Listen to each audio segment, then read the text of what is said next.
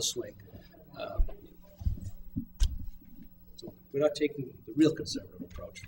We're taking somewhat conservative. No, I think That's all. And that's a known area where last year they fell short and also wanted to reduce. and it was covered by basically the conservative estimate of the rest of the stuff. So I don't see much of a risk there.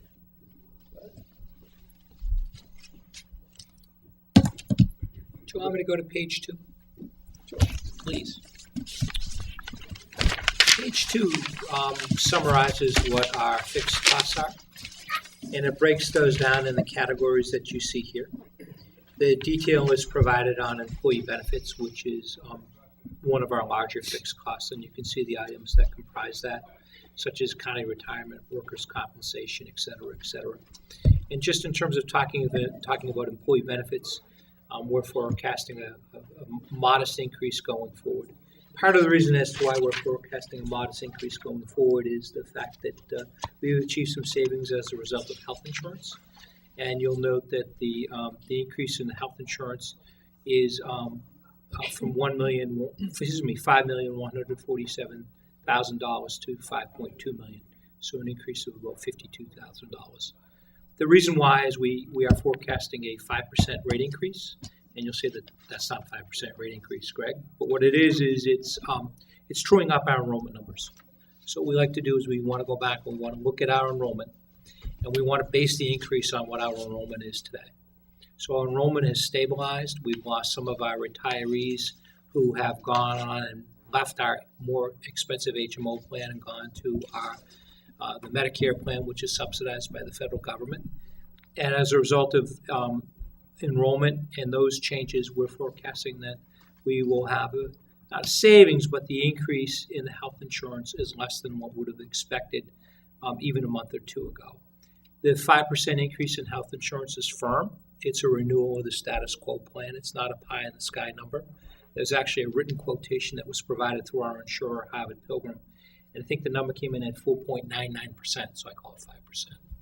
So that is that's a risk category, and I should also mention the fact that we're premium based on our health insurance, which means that we don't self-insure. Sometimes there's pressure from people who say, I work for a company, and the company self-insures. We have a fairly small employee pool. It's an aged employee pool. Self-insurance is not something that works for the town of North Reading, but it is something that we do look at periodically to see whether the numbers do work. And again, the renewal was based upon the status quo plan, which is the Harvard Pilgrim HMO, which the board adopted a year ago, and it's been widely embraced by our employees.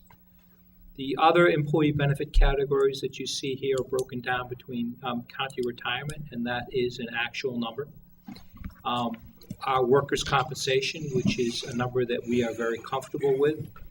The number that's growing here, you'll note that you look at it, is Medicare. That's a 1.45% tax on payroll.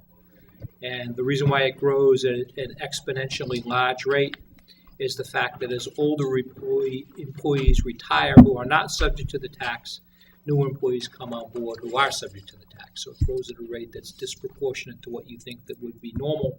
Payroll is not increasing by 13.77%. It's increasing by less than that, but there's a change in the mix of our employees who will be paying the tax going forward. And that's continually a number that's watched carefully by the accounting department because there is some risk in that number going forward based upon aged employees leaving service and new employees coming on board. Questions about employee benefits? I thought you were going to be doing an FSA. We have it. I'm sorry? We have one. We have one. We do. And the costs associated that are in this employee benefit? Zero. Oh, it is a zero? Zero. We're, our FSA plan came in just for the other board members. As part of the change to the new health insurance plan, we promised employees that they would have an FSA plan, flexible spending account, which became effective on January 1st. You recall that a year ago we were talking about that there was an administrative fee annually about $25,000 to set it up. And through the efforts of our health insurance consultant, we were able to find someone that would offer that service to us at no cost. And that was AFLAC, right? That was AFLAC, and it's offered to us at no cost, and they administer it and seem to do a pretty good job.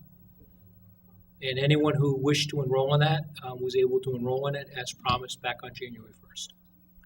Now, Greg, the Finance Committee had raised an issue on the health insurance. Has that been resolved? Yeah, I think they were unaware of the fact that it was a real number, because there was fear that we were just projecting a 5% increase without any basis. I did forward to them a copy of the actual quote that I received from Howard Pilgrim. Thank you.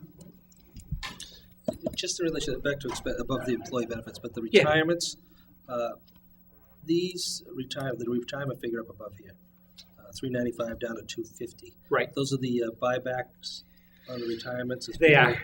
Okay, and how? Big part of that is fewer schools. School employees. Fewer are retiring. Fewer retiring, and the number becomes a known number. It's not a projection anymore. It is a projection on the town side because they don't have to give us sufficient or advance notice. We've anticipated at least one retirement on the town side, which may or may not happen. It set aside some the money. retirement date, is it February 1st for the school Yes, side? yes, So they know what their numbers are? yes. Okay. Great. Just particularly if you want to go back up to the other fixed costs that are here, you'll see that we budget all of our costs going forward.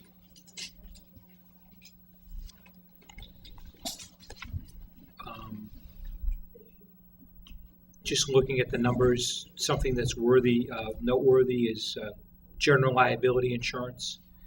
We see a savings in our general liability insurance, which is our property and workers' comp. We're part of a consortium.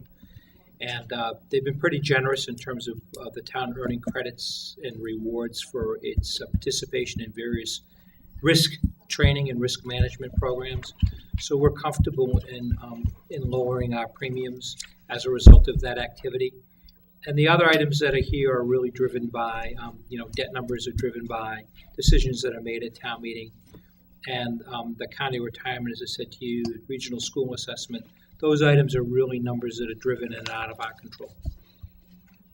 The sum total, as you look at the bottom of the budget, and I apologize that you don't have it in red, but if you were to go, and I'll start at the bottom, it says total variance, $158,000. You'll note that if we apply the revenue plan that has been introduced this evening, the variance is due to the schools.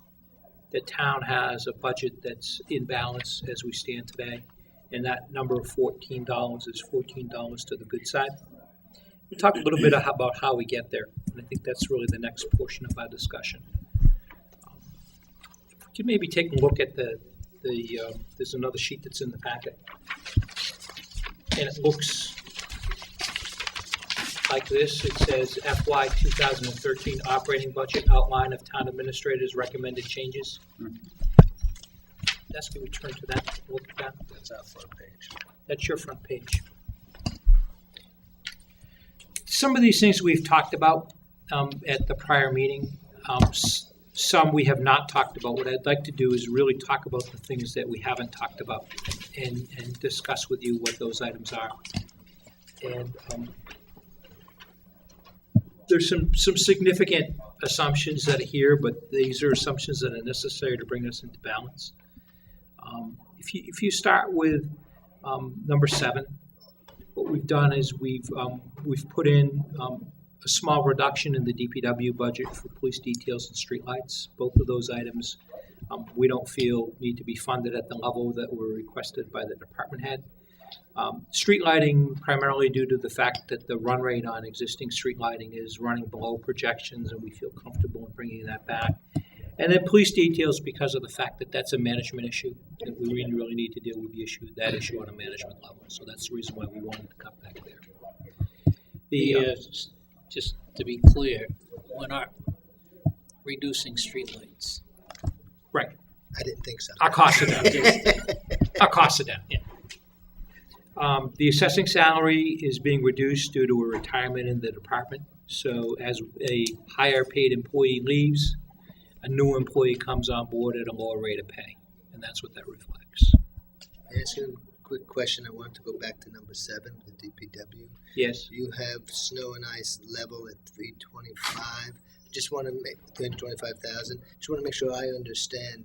We have $175,000 allocated for that. And that'll still be allocated. Right. So this is what it basically cost us this past year. So we're level. No, funding. this is a request by the Department of Public Works to take that number and increase it to 500,000.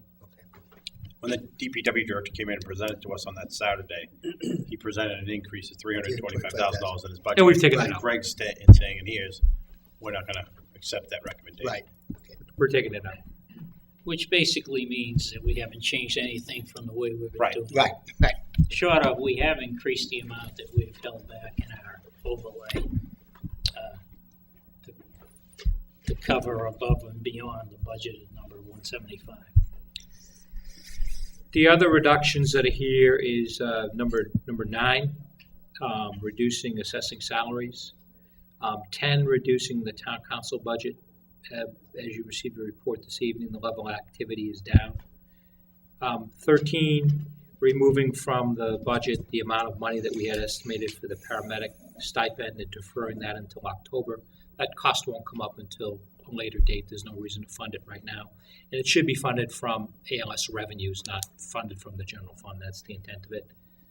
Number 13, funding a portion of the sanitation salaries, 5% of the public works director, engineer, and clerical staff from the sanitation budget. Number 14, providing a portion of fire. I'm sorry, my numbers are all screwed up. I missed it. Okay. Where would you like me to catch up? 11, 13, 12, so, The numbers on the sheet. yeah, so there's 2 13s. I see this. Oh, I see you. We I went see. past the paramedic I see. one. I see Michael. I see Michael.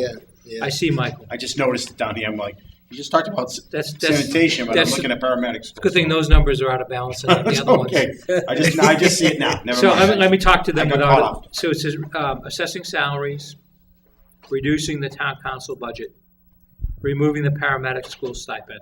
Those are reductions that have been made since the last time we sat down and we talked about the budget. And then there are additional items that are necessary that have been recommended by administration to balance. And these are not necessarily cuts. What these are is increasing revenues or tapping revenue sources that haven't been utilized in the past. Those would be funding a portion of the sanitation. This sanitation budget will be funding a portion of the salaries of the public works director, the engineering staff, and the clerical staff, all of which dedicate significant time toward that service, but in fact, that service does not pay for their time. And it's a relatively small amount, almost $15,000. Dedicating an additional portion from ambulance revenues toward the fire department budget, specifically in the salary account. And what this would do is these are BLS revenues. These are not ALS revenues. We are tracking on the present rate to collect $400,000 in ambulance BLS revenues this year. So using this number would bring us to about $321,675 in revenues coming from that account for the next fiscal year. And it allows us to cover the payment for the ambulance on a 5-year replacement. That's right. We borrow for that right now, just so you But know. our revenue plan has nothing associated with ALS. No, there are no ALS revenues built into this budget whatsoever. But we are going to have some ALS. Oh, revenue. absolutely. Oh, of course, Okay. of course. And then the last item that we've done, I think I've mentioned to you before, is to reduce the general liability insurance account by $16,575. That results in a savings to the town of $5,470. The remaining savings is allocated to the schools. Keep in mind that as we reduce certain fixed cost items, those savings accrue to both the town and the schools. And that's, I'm sorry, that's just a decision, Yeah, that's- decision, or is that a board decision? That's a decision that has come about as a result of how the revenues have been split between the town and the schools over a period of years. And it's actually a good question, because currently the distribution is 67% of any new revenues are distributed to the schools and 33% to the town. That number has crept up in response to needs of the schools over the years, and the decisions that have been made by the chairs and vice chairs and by various administrations. It's not by no means cast in concrete.